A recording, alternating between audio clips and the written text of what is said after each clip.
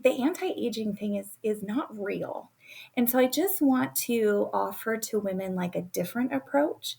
You don't have to feel terrible and you do not have to suffer. But I think just an appropriate level of acceptance that my 45-year-old body is different than my 25-year-old body.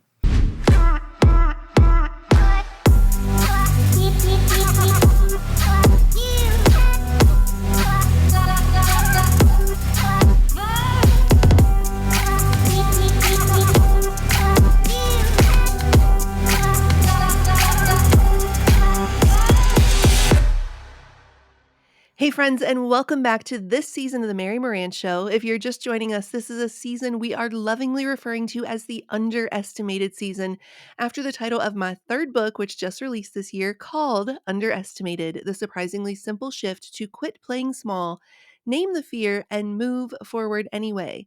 So, all this season, which we are officially now extending all throughout 2025, I am being joined by some amazing guests, some all-time favorite past guests, and some brand new ones as we sit down and have the deep, hard conversations you know we love around here about all the different faces of fear I cover in the book. Things like procrastination, people pleasing, imposter syndrome, self sabotage, second guessing, perfectionism, and more. And today I couldn't be more excited to be joined by Dr. Mikala Albertson, author of the new book, Everything I Wish I Could Tell You About Midlife, as we talk perfectionism, releasing control, brain fog, fear, anxiety, and more, and navigating how to quit playing small in this midlife season. Mikala, welcome back to the show. Oh, thank you so much. Just listening to that introduction, I'm just so excited for our talk Yeah. today. Yeah, it's going to be good. I have so many questions for you, and I know our listeners have so many questions that I'm going to be asking on their behalf. I want to begin actually by reading the first paragraph of the book, as you first jump in, just to kind of set the stage for us. You say, "This is a book for any woman who has reached midlife and wondered, is this it? I thought it would get easier. I thought I would have more figured out by now. I always thought life would be more beautiful than this. Something is wrong, and I can't put my finger on it. I'm not the mother or partner I wanted to be. I'm not as successful as I hoped I could be. And despite the growing pile of self help books on my bedside table, I'm not turning out to be who I thought I would be. I'm just tired, I guess. I don't know. Maybe it's my thyroid," which is basically every woman I know, you say, including me. And another place in the book, you say, "Being in my mid 40s means the things that used to work have mostly stopped working." And that made me laugh because I just turned 45 and I super resonate and understand that.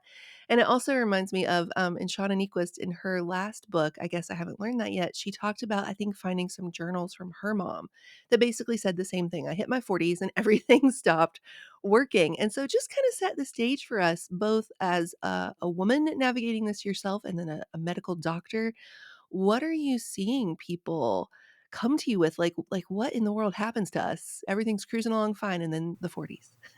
Yeah. So I'm a family practice doctor by training, but at the end of my residency, I did a year of women's health. I did a fellowship in women's health. And so I have, of course, seen all ages and kind of whole families, but I really love talking to women and spending time with women and specifically looking at their problems and kind of working on them together. So I've always had a heart for that. And I just have noticed throughout my time in clinic, 18 years I spent in clinic, and often women would come in their maybe later 30s, but especially in their 40s, and say basically what I started this book out with: just, I don't feel like myself anymore, and there's Yeah. something wrong, and I don't know what it is. And I don't think I was very good at handling that for the first several years because I didn't really know what to say. And I think probably any woman listening that can resonate, because you go in and talk to your doctor and they're like, well, let's do some blood work and we'll try to Mm, figure it out. And then your blood work comes back normal and they're like, nah, everything's right. fine. Right. And then I know how frustrating that can be to be like, well, you're saying everything's fine, but I don't feel fine. Something feels wrong. And I think we're learning a little bit more about women's health now. There's been sort of a lack of, I think, research into this perimenopausal time for women. And we're learning that just because you're laboratory work might come back normal doesn't mean that you're not experiencing hormone fluctuations that can be affecting you in this midlife time. And on top of that, I think there's so many other life stressors that are going on right now, and they play an equally important part. And so I loved getting to sit down and write this book because I had so often been with a patient and been like, I wish we could just go out for lunch. Like I Right. wish we could just go sit down and like really talk about things. I was so limited by the, 15-minute appointment times or maybe a half an hour if I was lucky. And there was so much I wanted to say, like, oh, okay, it could be your thyroid. Let's check that. It could be your hormones, but like, let's also talk about stress and sleep and what's going on with your kids and your partner and, all these other things that we're carrying at the same time. So it really allowed me to sort of speak to the whole experience. Yeah, I love that. You talk about how, as a doctor, you kind of get this front row, pull back the curtain seat to what's actually happening in people's lives, in women's lives, especially women in their midlife stage. And that's actually like an all access pass a lot of us don't get in the age of social media, where we're just seeing sort of the best Yeah. of what everybody's putting out there. And you kind of made not a joke, but just sort of like a reference to like they come in for a sinus infection and then like, oh, by the way, my marriage is crumbling and my kid's in trouble or whatever. And in chapter 2, you actually even kind of run through what it even takes for a woman to make the time in their schedule to go to the doctor in the first place. You talk about like, I know it took a huge effort on your part to get here. You go on to say, "You're annoyed now that I'm running 20 minutes late because like you're so overscheduled. I know that you fixed yourself up before you came in hopes of looking more put together." A tiny voice in the back of your mind is whispering, "Why did I even come here? Can she even help me in the first place?" But you go on to say, "I know you also don't feel well, that you just don't feel right." And you describe a litany of things that women at this age might be experiencing. And so, will you just kind of like riff on that for a while, the way you do in the book, when you're laying out that problem of like how hard it is to even get in the doctor to the doctor in the first place? Both sides of it, how hard it is for women to get there, and like all the things you already know they're probably dealing with. Yeah. I think it's gotten easier for me as I get older because now I'm experiencing so much of the same thing. And I just want to like take a woman by the shoulders and say, I know, I know, I know, I know, because me too. And Mm, so I think there's this, when you go to the doctor, you don't really want your doctor to be like, oh yeah, like let me tell you what's going on with me, right. but often it's like the same thing. And I think having had that backstage pass to so many women, I just realized how universal it is that we have, of course, different stories and different stressors and different issues, but they're all kind of like different iterations of the same thing. And nobody has it figured out and nobody's all put together. And we all kind of have varied just complaints and symptoms that are going on at different times. And so it just made me a lot more gentle with any woman that I come across, I think, whether it's a patient or not, and even with myself, And like you said, I just want to say, hey, I know what's going on. I know what it took for you to get here. And it's hard to make appointments. And most of the time, like we as women are like the end of the list. We have all these other people that we're serving or that we're Right. helping or that we're taking care of. And we're like last. And so when you finally make that appointment and get in there, you want some results, I think, because you're like, you don't understand what it took for me to get here.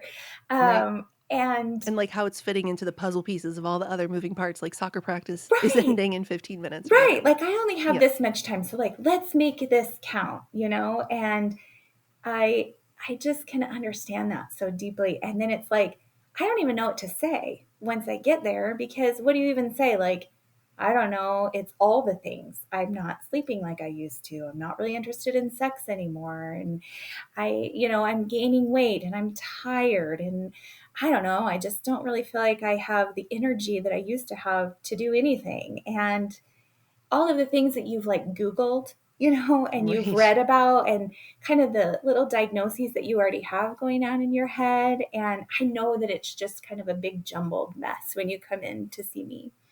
Yeah. And it's like your doctor's job to kind of help walk you through all of those things. And it is so frustrating because we don't get as much time as we need in clinic, right? And it sometimes takes more than one visit to get it teased out. And I just understand. I understand how frustrating it is because I also am a 45-year-old woman who's, like, wow, my periods are really out of whack. I got to go see someone. And that's also Right. really hard to be a physician, then going to see someone and being like, can you help me? Because I don't feel good. Right. So, Right. yeah, I've been on that other side as well. Yeah. Well, we're gonna get into a lot of the practicalities there, of different things that start happening with perimenopause and anxiety levels and ADHD and all of these things. But I want to sort of, even before we jump in, just begin by reading a really beautiful section from the book. One of the things we do on this show is I kind of jokingly call it a Zach Morris worthy TV timeout, like on Saved by the Bell. Zach Morris would sometimes Oh, do like a, yeah. break the fourth wall TV timeout, and it would just be like, well, on him for the show would be to like tell the audience something, but for us, I like to do it just for like an appreciation of really beautiful writing because there are a lot of people listening who want to write books and things like that, and so I know that they would very much appreciate this. I just have to actually find it here. We long to fix our lives, don't we? It's a deep desire that takes root in our minds because from the beginning, we are endlessly force fed two illusions by the world. The first is that we can construct a life without difficulty or pain, that life should be easy and happy and simple, maybe even a bit polished and shiny, and that there is some destination toward which we should all be heading. The second is that if we plan and work hard enough and arrange all the pieces just so and follow all the rules, then we can control the outcome. No matter what happens in life, there's something we can do about it. Everything is fixable. The world holds out promises like a fistful of bright yellow dandelions from the side of the road. They are so cheerful and pretty that we believe them in all their happy beauty at first. But with time, the bright yellow blooms wilt and fade. We glance down from the wilted blooms in our hands to the dandelion patch they came from and notice its green tendrils spreading out and taking root down below. The lush green grass underfoot is beginning to thin, and suddenly we're struck with doubt. Wait, are these flowers or weeds? We blow our wishes on the white fluff anyway and watch it go dancing through the breeze. We wonder if this is all there is. Shouldn't there be more? And it seems like ages before fresh, bright yellow blooms spring up from the seeds like unlikely new hope. And then you ask this question: are the world's promises flowers or weeds? So I just want to pause and say that's just stunning, beautiful writing Thank you. that I really, really appreciate as a writer. And then I just want you to kind of riff a little bit on, you say you aren't sure even as you're writing the book, are they weeds or flowers? Have you had any epiphanies since then? When we're thinking about what the world is promising us, there's this part of me, especially as an overachiever, an A plus plus overachiever, which I know you resonate as well Mhm. with as well, is like there's part of me that wants to say like, what's the alternative? Is to, not try at all, basically. Right. So kind of just riff for a little while on the the dandelion aspect of what the world is promising us, and this kind of leads us into the beauty and wellness industry and all of its $4.4 billion Sure. promises. Yes. Flowers or weeds? Where are we landing there? Little bit of I both. think it's a little bit of both, right? And I Yeah. just want to draw attention just to the idea of it.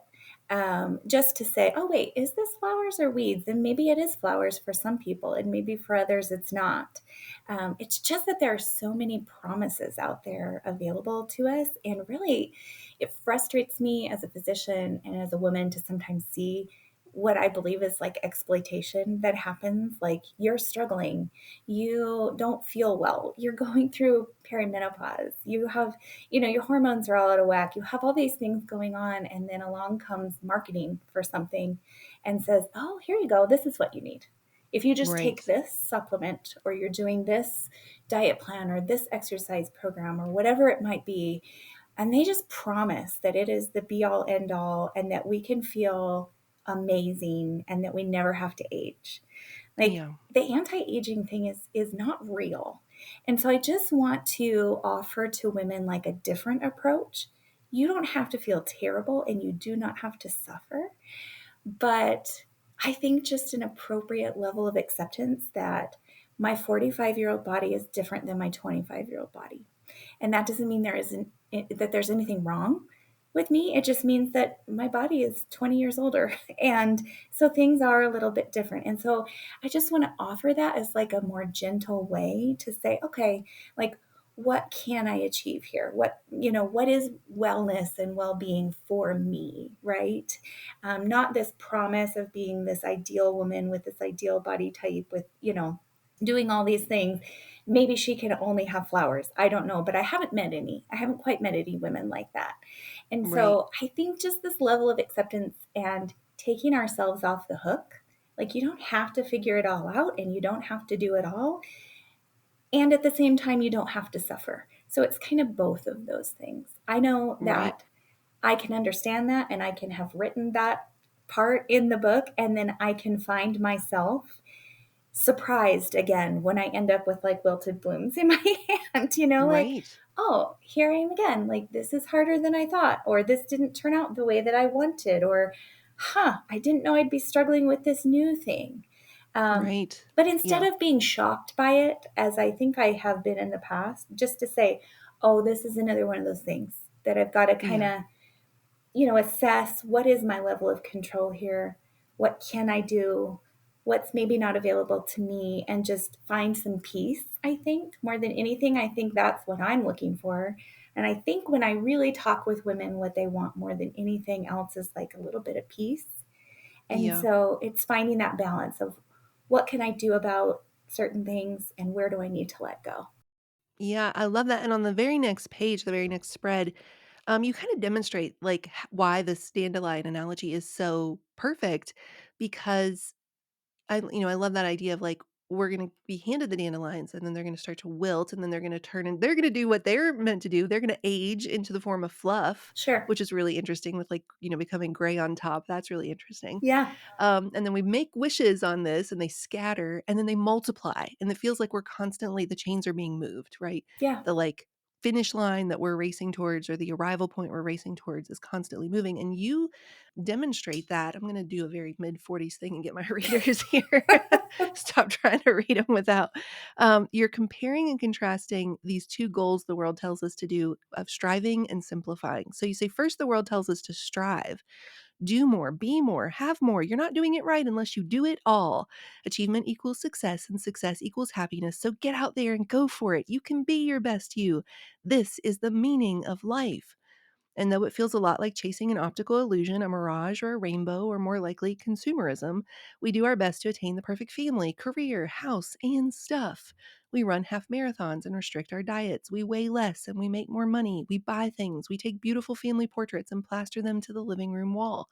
And more importantly, we post about it. See, look at me. I am winning at life today. And then you go on and you can maybe speak to this in your answer, all the ways that we whoops realize we cannot possibly win at a losing game because we are also imperfect humans.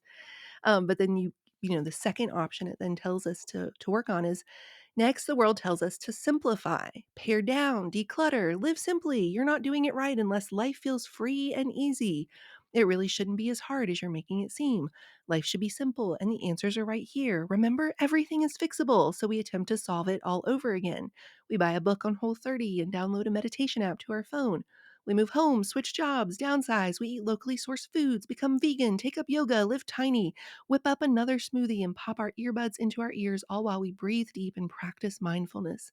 We read articles about essentialism. We embrace minimalism. We buy self help books with all those wonderful titles and amazing promises and serene photos on the cover.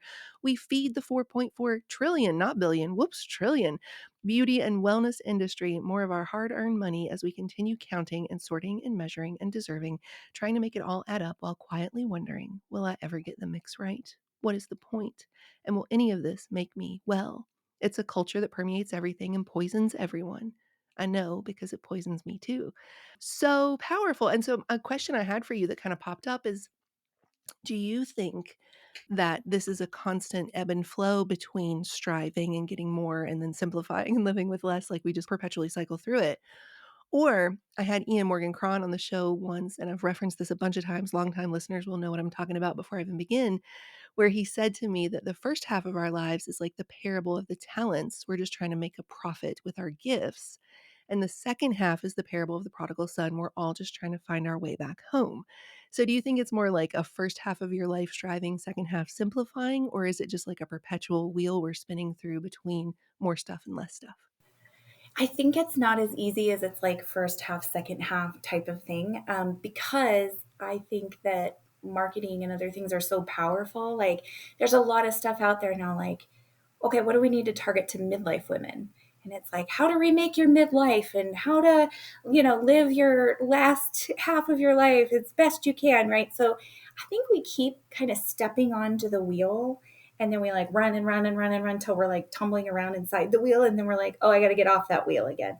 And so for me, that's how it's worked for me is just I keep realizing like, oh, you're doing that thing again. And I have to kind of reset a little bit. And then I like the idea of simplifying your life and minimalism and all of those things. I mean, my first book was Ordinary on Purpose, right? Right. And so but I worry that it's like a new thing that's being sold to us instead of like what it's actually about. We sort of miss the point and becomes this new thing to chase. But I do think that's really beautiful. And I like the idea of comparing that to the talents and like figuring out that there was like the middle guy who didn't like have as many as the other guy and then but he did something with what he was given. I mean, I think that's where I fall and just saying, "Hey, like this is where you're at. This is what you're meant to do and where you're at." And I kind of need to fall somewhere in between, I think. And for me, that feels like when I can manage that a little bit, then I do feel like I've come home a little bit. I can recognize myself and I can, things feel a little bit more in balance. But Right. I've just learned that there's no plateau where you just ever kind of arrive and you're like, I've got it all figured out now. Right. Because inevitably something else comes along that you're either, oh, I'm going to do that, or I'm going to try that, or I'm going to, or just a life thing comes along that you've got to figure out how to do. So, um, yeah, I think we're just continually moving back and forth between those two things.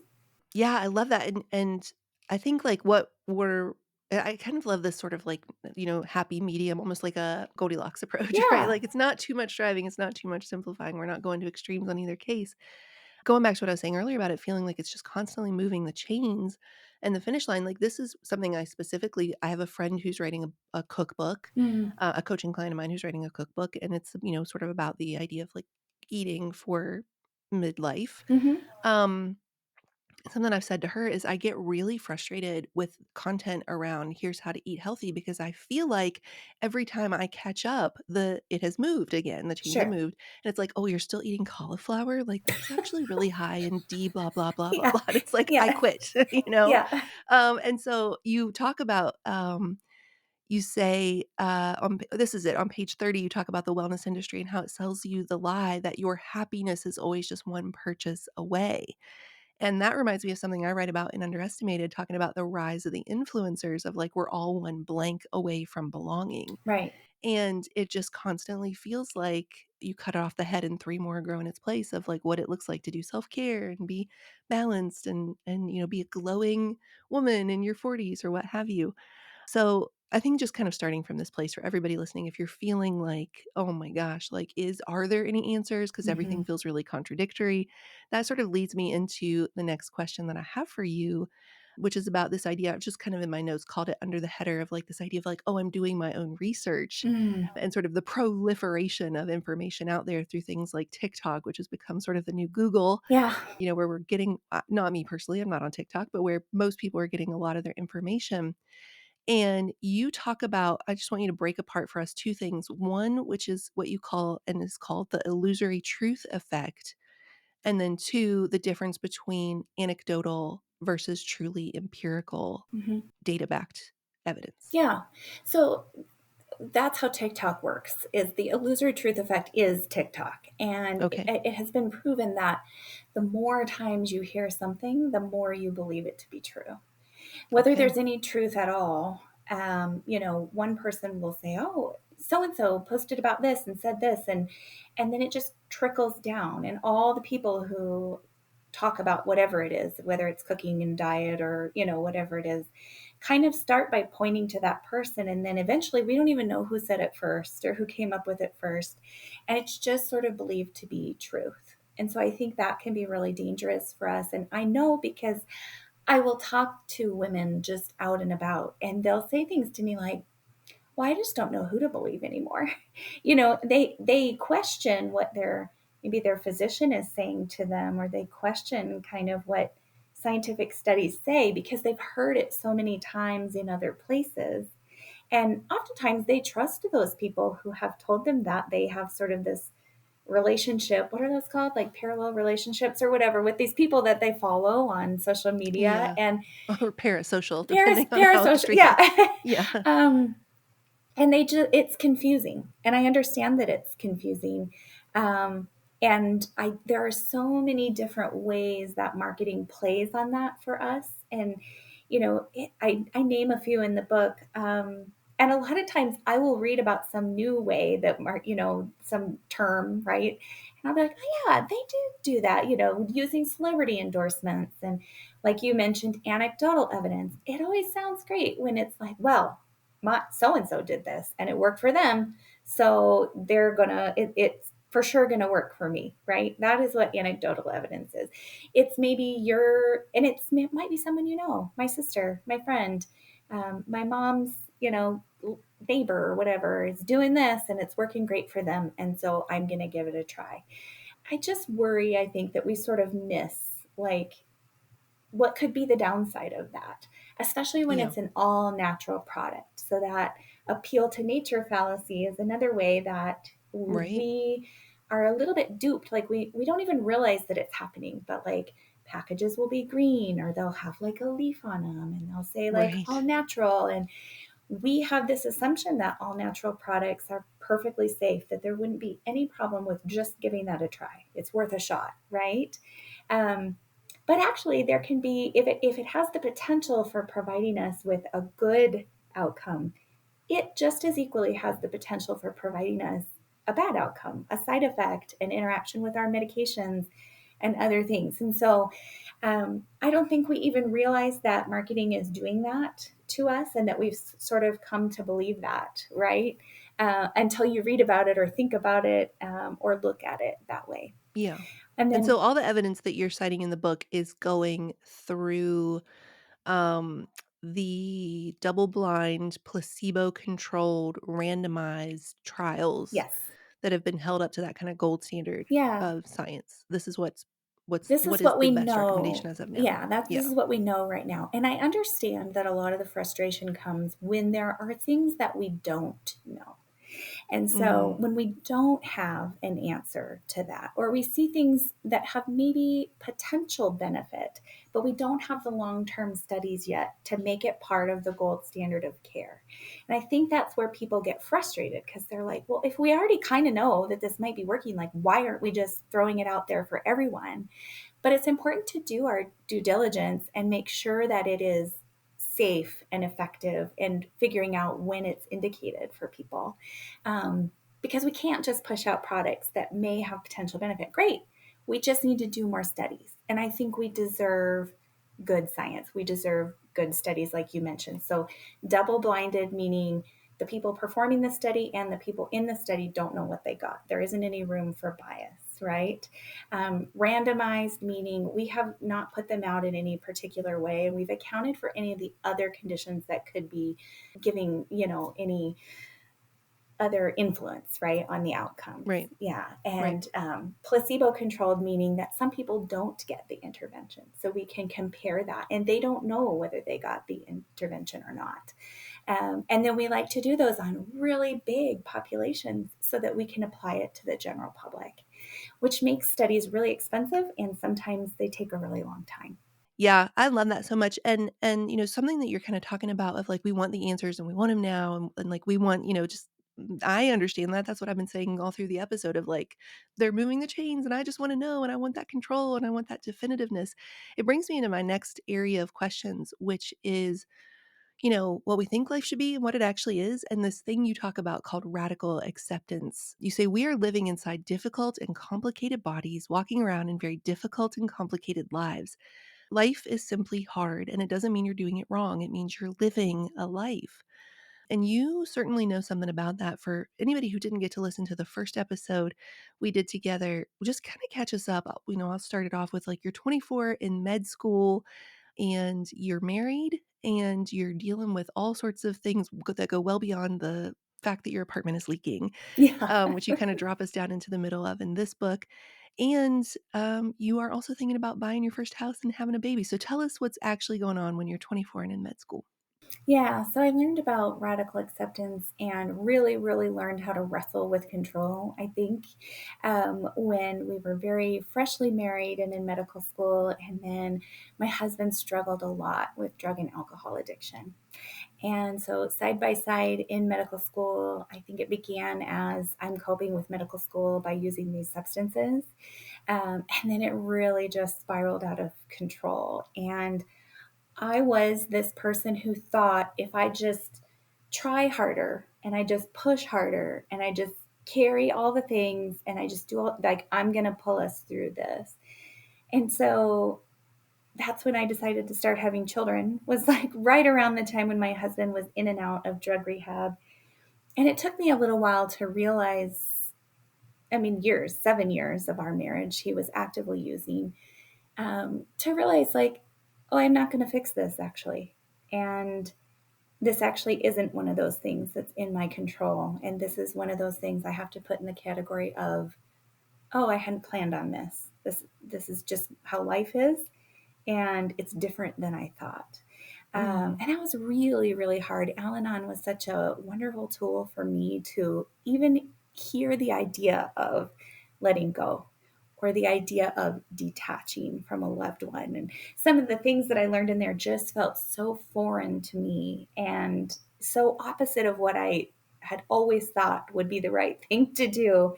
But I've realized now how it can apply to so many areas of my life, right? There are only so many things that I have control over. And most of the time, they just only have to do with me.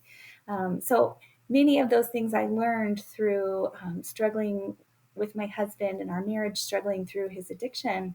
I've also been able to apply to parenting teenagers and, aging parents and, right. other, so many other things. And so I love to offer that to women just as something maybe they've not even considered before. And I hate to tell a patient or to provide a patient at the end, like, we may not be able to fix this, like, Mm. right? Like, this may be a new normal for you. And we're going to try to do the very best we can to help you be the most comfortable through it. But there may not be a time when you go back to the way it was. And what a disappointment that is, but also to actually just name that sometimes is really freeing, I think. Because again, it's a way to not strive. Like, oh, okay, this is my new normal, right? Like, I have multiple sclerosis. So now I have to live a life with multiple sclerosis. Or, oh, I just got, whatever diagnosis it is. Like, what does life look like? What is healthy within that new parameter? Yeah. So I would never say, I wish that I hadn't had that experience, right, as a young person, but I've gained so much through that experience, and just so much to learn. My husband is 15 years clean and sober now, and he's doing well. And I think both have grown a lot through that process and have been able to kind of translate that to other areas of life. Yeah. I think what's so powerful about that setup of that story, the intro though, is that urge that I think people generally have, but women in particular have to like continue on like the train has left the station and we will continue to hit the mile markers right on time. We're going to arrive at this station and that station and that station no matter what else is going on. And just sort of that, like, your husband is actively in rehab and you're like looking at the crib in the corner that you're Yeah, ready to set up and to start the family. And I just, not that specific scenario, but like I understand yeah, that like I can push through. I can be enough for both of us. I can like, or yes. whatever the case is that that women do, like this mental load, this let's keep us on the timeline, let's keep us on track.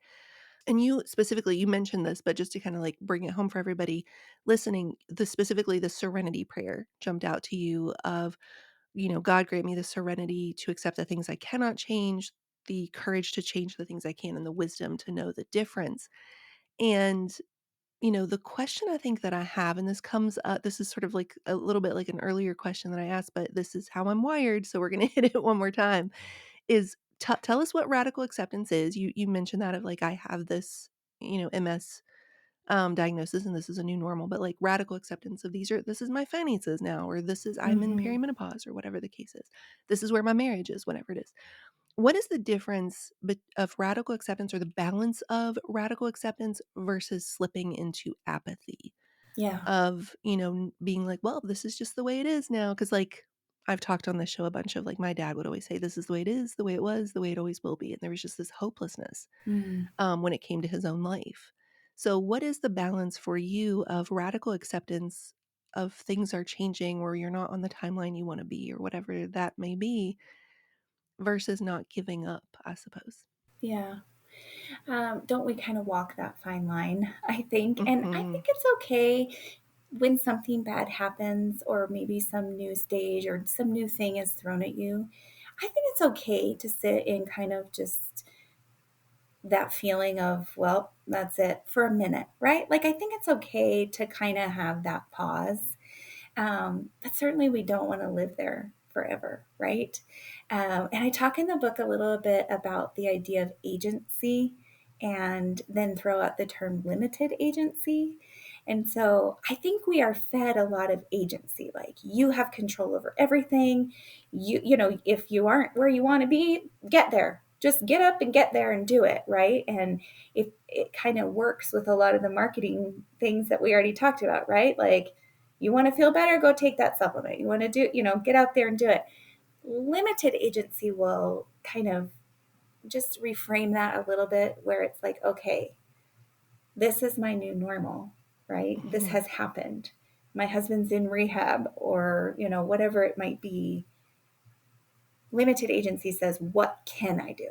What can I do about it? And it fits right with the serenity prayer, because it's like, well, the courage to change the things I can, you kind of have to evaluate what are those things, right? And I think we're continually thrown these new things to navigate all the time. So my oldest, my oldest just turned 20, and we learned in the fall that he is having a baby. And that was kind of one of those things where I went, what? And it took me a minute to digest that. And that maybe isn't what I would have chosen for his life. I would have much preferred if he had graduated from college first, or, maybe after they were married, and, just all the things, right, of how I thought that life should go, because I kind of always have a little picture of how I think life should go. And then time and again, it doesn't quite go that way. But then, you, after the initial, like, whoa, what just happened? Or, oh, I just got this diagnosis, or whatever it is, you just kind of have to look around and reevaluate and be like, all right, this is the thing. I'm going to accept that this has happened. And then what? Right? Like, Right. how do we move forward together? What are the parts that I need to do anything about? And what are the parts that I don't really have much to do with, right? And so my new job is to be a really great support system for this kid and his new wife, and to figure out how to be a mother-in-law and a grandma and all these things, right? Um, so there are some things I can control, and there's a whole bunch that I can't. But I do have some limited agency, right, in how I choose to respond. Yeah, love that. Okay, well, let's enter into kind of like a little bit more of like the rapid fire portion of Sure. the episode, because I have a lot of different symptoms that I want us to kind of talk about, or different, struggles that come up in midlife. I know a lot of people are tuning in for this part in particular for the, Yeah. sort of perimenopause conversation. Before we even get to the perimenopause in particular, though, let's talk about what you kind of identify as chronic stress. You say the sandwich generation, it's all layered with stress upon stress upon stress. Or put another way, you also say life is a giant cesspool of stress, both the acute and the chronic variety. So, what is the sandwich generation, and what effect in particular does chronic stress have on our bodies from a biological standpoint? Yeah, sure. So the sandwich generation is, I guess I'm not quite there yet. My parents are healthy and well, but it is when you're parenting children at home, but you're also starting to have to really help your parents out a lot. And you're sort of driving parents to appointments, or maybe you're having to help them move into assisted living, or maybe you've lost a parent and you're kind of picking up the pieces with the other parent who remains, or they're moving in with you. It's just this whole new life stress that comes on at the same time. So you're the person in the middle who's doing these dual caregiving roles. And that can be really stressful for all of us. And uh, we have so little control over what's happening in both of those scenarios, right? We're no longer the mom who's parenting all these little toddlers and like telling them what to eat and when to go to sleep and all of that. We've got these bigger kids and then these parents who we're now having to Mhm. figure out how to get caregive our parents. Yeah. That can certainly be very stressful. So, yeah, we talk about in the book the difference between acute and chronic stress. Acute stress happens all the time, right? Yeah. And we have it almost every day, whether it's something that happened at work or something that you maybe you had a fender bender or something, and all these little stresses are thrown at us sometimes throughout our lives. The sort of in a one-off way. Yeah, like a one-off way. And then it kind of comes on top of the chronic stress of marriage, finances, caregiving, that sandwich generation that we talked about, or trouble at work. And so I have a whole chapter on stress. I think it's so important for women. And I am going to just point women to a book called Burnout, which I loved. I think it's maybe from 2019 or 2020 now. It's several years old, but they look at stress specifically and talk about how to sort of complete the stress cycle every day, just so that we don't get stuck in that chronic stress, which really can affect our bodies. Yeah, you say the result of chronic daily stress inside our bodies becomes a constant pressing against our organs and our souls that slowly leaches away our vitality and health until we can't fully breathe inside that boiling black goo of a tar pit. You go on, over time, a chronically stimulated stress response can lead to feelings of irritability, frustration, and increasing desperation as the body inevitably fatigues.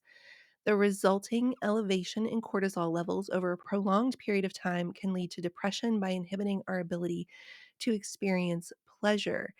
And like you were just mentioning from that book, Burnout, the Nagoski twins who wrote it say that we have to in order to avoid the chronic Hmm. fatiguing of burnout, one of the things we have to do is process it through our body, that it has to be sort of worked out and completing the cycle, like you mentioned. And they talk about one of the most efficient ways to do that is through exercise. Hmm. So just talk a little bit about, what they say about that. How much exercise are we talking about? Are we talking about like running marathons? Do we have to have our heart rate up to a certain level? Why is that working to close the loop? Like, what does exercise in particular do for us when it comes to chronic stress? Yeah, they do such a good job of explaining it, and they just sort of talk about our fight or flight response and how once upon a time we were running away from actual predators, and so we would either turn around and fight that predator or we would run away to safety, and that would kind of complete the cycle in and of itself, right? When we got heightened, we got scared, we were stressed, and then we either fought or we ran. But we don't really get to do that so much anymore. We get really stressed, and all of our hormones and all of the kind of rev you up neurotransmitters are released. But it wouldn't really be appropriate to turn and fight someone, right? Mhm. And so they talk about all the ways to sort of complete that cycle. That if we would go for a break, you don't even have to run. You can just go get some exercise, doing whatever feels good, a brisk walk or swimming or biking or running if you'd like. But they give lots of other examples of ways to complete the cycle as well. Crying is great. So emotional expression, or if you can call a friend on the way home from work, vent and then laugh about it, that also is really effective. Creative expression is really helpful. So there's just ways to sort of be able to process what happened, to process your feelings, and then somehow sort of like rev you up a little bit, to kind of get all those neurotransmitters to calm back down. Love that. But I think that's like this conversation we're having right here is like one of the things I really love the most about the book is that you're constantly guiding us into this conversation of like you're very quick to assume it's perimenopause, and it may be, Mm, but it may just be that you're in chronic stress that's giving you a lot of the same symptoms. It may be your thyroid, but it may be perimenopause. It may be right. ADHD, but it may be, just, You're carrying so all the many things. distraction in the Yeah. world. Yeah. So let's kind of like given that, filter of it may be this, but it may be that, or it may be both in the super fun 40s, and beyond. Let's talk about perimenopause. What are some of the most surprising symptoms of perimenopause that people may not expect? And I'm just going to tell you my favorite one, which is itchy ears. Yeah. I'm like, what in the world?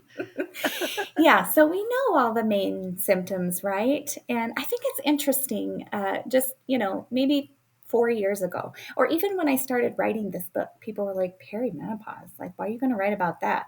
Or they didn't know what it was, right? And now it's like this trending term. And so I do worry. I have written an article about that, just avoiding tunnel vision, that we don't want to just get focused on it's got to be that. We don't want to miss the other things that kind of come along, other things that cause similar symptoms. And we don't want to miss the other aspects of health. So I do want to talk about it. And then we can kind of maybe talk about what other things it could be or things that can contribute. But yeah, we know missed periods. Or skipped periods, or maybe just different periods than what we had in our 20s and 30s, is kind of the hallmark sign. And then, of course, we know about hot flashes and things, right? So those were kind of the two that most people were aware of for menopause. But we actually have estrogen receptors throughout our body, which is Mhm. why, as our estrogen levels change and our hormones begin to fluctuate, we can have symptoms really from any organ system. So I think the one that maybe people know now is brain fog, or just Mhm. I'm walking around like, what was I doing? Where was I going? Right. Why did I come in here? Or word finding. That's a big one for me, where I just like, Right. I don't know what the word is that I need to say, but it'll be such an easy word. My kids just laugh at me Or sometimes. like, here's a fun one. I first heard about this one on an episode of Mom, which is one of my favorite TV shows. Jill, who's you know, I think Jamie Presley is the name of the actress. She's played by Jamie Presley. Anyway, she's sitting at the table and she was like, "Oh, my sickened chalad." And they're like, "You're what?"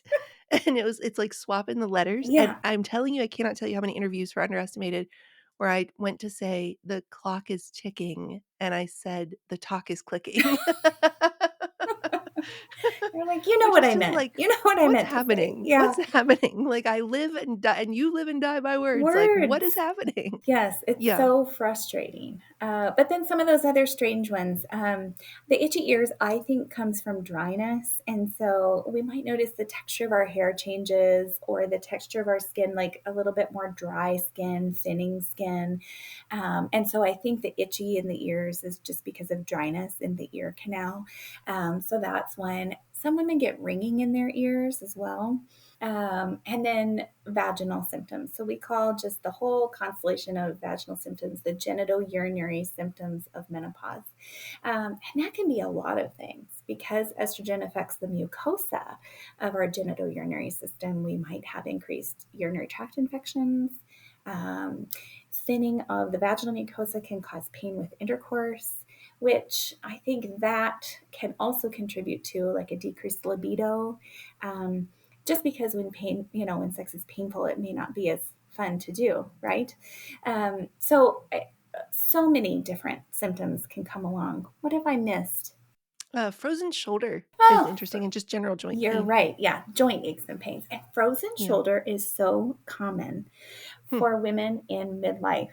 Like, oh, my shoulder now just hurts, right? I had that a Yeah. couple of years ago, where just for no reason at all, just my shoulder hurt. And then what's interesting is it does tend to get better. And you don't even have to do much about it. It just is the time and the anti-inflammatories, and then it's better. But yeah, talk to anybody long enough and they're like, oh yeah, I'm having that and that and that and Right. that. Yeah. Right. Yeah, I actually had it where it was like this thumb, then Mm, this elbow, then that elbow, and now I'm up to this shoulder. So it's just like working its way moving right its up, way. which is great. Okay, so we talked a little bit about like brain fog can be a symptom of perimenopause, but it can also be it could be a component of ADHD, of feeling really pulled a bunch of among a bunch of things, or it could be something called VAST that you actually identify, which you call the environmentally induced cousin of ADHD. So, what is VAST? Yeah. So VAST stands for Variable Attention Stimulus Trait. And it isn't really like a true diagnosis yet that we're using, but it is, I think, kind of a side guy of ADHD, if you will. It's just that we have grown up in this world where we just have so many inputs and stimuli, especially screens, and how often we're getting notifications and how often we can switch our screen. Um, Right. Whereas we don't we don't practice or learn how to give our attention to one thing for very long anymore, Hmm. and for our kids especially. And so the two guys who kind of came up with that, and their names escape me now, who had a book on VAST, just kind of mentioned it for how do we treat like this sort of new ADHD, if you will, that Right. we have these kiddos or adults who have trouble with attention and concentration, but they also live in this world where we have just constant stimuli and information Right. coming. Kind of in a similar, maybe not, just in the sense of like it's a mental thing. Talk a little bit about why things like anxiety, and specifically, I've talked about on this show for me before, my OCD went through the roof when I hit 40. And I thought, because I turned 40 in 2020, so I thought it was just Sure. like completely, and probably partly was going along with the theme of the book, just like a stress response to everything that was happening in the world. But then it persisted, where I've always had glimmers of OCD, but it just like from 40 on has been like a full blown condition, a Yeah. full blown debilitating at times condition. So, Yeah. what is it about a drop in estrogen or whatever the case is that makes anxiety and versions of anxiety like OCD spike? Yeah. So we do just have an increased incidence of anxiety and depression during these perimenopausal years. And I think it's hard to tease out exactly why, because I do think it's multifactorial. We do know that we have estrogen receptors in the brain. And so, we just have an effect on our feel good neurotransmitters, things like serotonin and dopamine. And so, is it that we have increased stress during this time? Is it all related to estrogen and kind of the fluctuations of estrogen? I think it's probably a combination of both. And we Yeah. do know that that actually gets better once you go through Hmm. menopause. And so I think it's the actual fluctuation of estrogen, not just Okay. the actual level itself. It's that change that really causes a lot of those brain symptoms like brain fog, or other mood disorders, things like that. Mhm. And then that bouncing right off of that leads us into the last sort of rapid fire question, which is, oh, sorry, I have two more. This whole like, I see this now everywhere on threads or Instagram when it's about perimenopause, this just increase in rage. Yeah. We're just ragey in our 40s, or just like super heavy periods, just kind of the emotional and the physical aspect of that. Is that just, again, just that fluctuation? I think it's the fluctuation. Hmm. That is one that's near and dear to me. The rage part. I mean, you had an increase in the OCD when you turned 40, and I had an increase in what I have talked about in the book is premenstrual dysphoric disorder, or PMDD. It's like the severe Yeah. form of PMS, where it's actually affecting your day to day life and your ability to function as a human.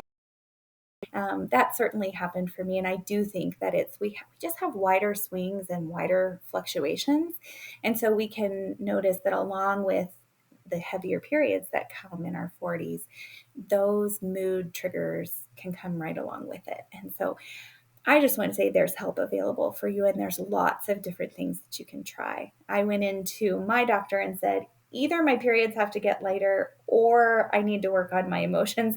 I can't have both of these things happening at the same Right. time.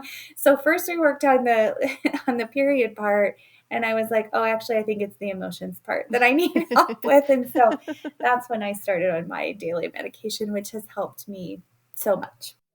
Yeah. And I guess that brings me to the last rapid fire question, which is, what is your opinion? Because there's a lot of mixed messaging out there. What is your opinion as a medical professional on hormone replacement therapy. Yeah. And I know that it's going to be particular to each person, but just give us sort of the broad strokes of like how much risk is there? Yeah. I think we could have a whole podcast on just this topic, actually. So Yeah. I'll try to say what needs to be said. So, hormone replacement therapy is now termed menopausal hormone therapy.